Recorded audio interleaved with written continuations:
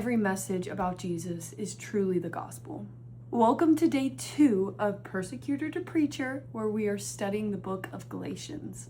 Galatians chapter 1 verse 1 says, Paul, an apostle, not from men or by man, but by Jesus Christ and God the Father, who raised him from the dead. Paul decides to open Galatians up by establishing that he is an apostle, not made by man, but by Jesus Christ himself.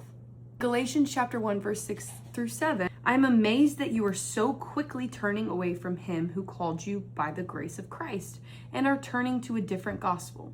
Not that there is another gospel, but there are some who are troubling you and want to distort the gospel of Christ. Paul expresses some shock that people are turning away from the true gospel so quickly and instead believing a distorted version of the gospel. He's reminding them in these verses that there is only one true gospel. Galatians chapter 1 verse 10 says, For am I now trying to persuade people or God? Or am I striving to please people?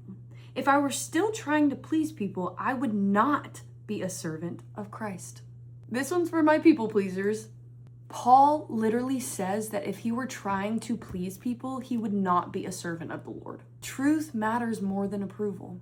Galatians chapter 1 verses 23 through 24 says, They simply kept hearing, He who formerly prosecuted us now preaches the faith he once tried to destroy, and they glorified God because of me. Chapter 1 concludes with Paul explaining kind of what he did after his transformation.